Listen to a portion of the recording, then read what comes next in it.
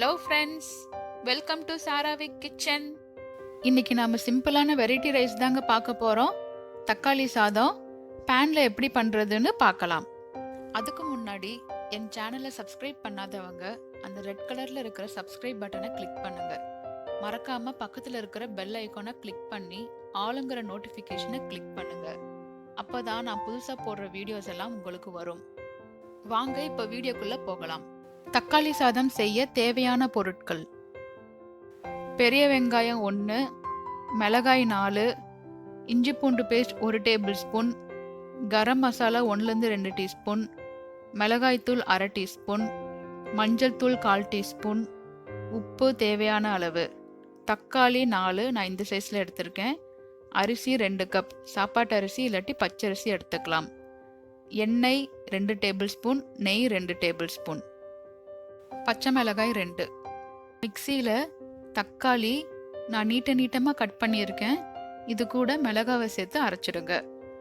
இந்த மாதிரி அரைச்சிக்கிட்டா சாப்பிடும்போது உங்களுக்கு தக்காளி நடுவில் தட்டுப்படாமல் இருக்கும். இப்போ ஒரு அடி கனமான பாத்திரம் எடுத்துக்கோங்க. சூடு ஆன உடனே அதில் எண்ணெய், நெய் சேர்த்து சூடு பண்ணுங்க. வெங்காயம் இந்த மாதிரி நீளமாக கட் பண்ணியிருக்கேங்க. இப்போ இதில் சேர்த்து கண்ணாடி பதத்துக்கு தாளிச்சுக்கோங்க. தாளிச்ச உடனே பச்சை மிளகாய், இஞ்சி பூண்டு பேஸ்ட் சேர்த்து மிக்ஸ் பண்ணுங்க. இப்போ மசாலா எல்லாம் சேர்த்துடலாங்க. மஞ்சள் தூள், மிளகாய் தூள், கரம் மசாலா சேர்த்து மிக்ஸ் பண்ணுங்க. ட்ரையாக இருந்துச்சுன்னா லைட்டாக தண்ணி சேர்த்து மிக்ஸ் பண்ணுங்க. மிக்ஸ் பண்ணதுக்கப்புறம் அரைச்ச தக்காளியை சேர்த்து கொதிக்க விடுங்க. தக்காளி சீக்கிரம் வதங்கிறதுக்கு உப்பு சேர்த்து மிக்ஸ் பண்ணுங்க. இப்போ தக்காளியோட பச்சை வாசனை எல்லாம் போற அளவுக்கு கொதிக்க விடுங்க. இந்த மாதிரி எண்ணெய் வெளியே வந்ததுக்கு அப்புறம் தண்ணி சேர்த்துடலாம். நான் 1 கப் அரிசிக்கு 2.5 கப்பு தண்ணி சேர்க்கிறேன். அதனால 2 கப் அரிசிக்கு 5 கப்பு தண்ணி சேர்க்கிறேன். தண்ணி கொதி வந்தோடனே அரிசியை உள்ள போட்டுடலாங்க. இப்போ உப்பு காரம் எல்லாம் செக் பண்ணிக்கோங்க. செக் பண்ணிட்டு இப்போ மூடி போட்டு ஒரு 5 மினிட்ஸ் வேக விடுங்க.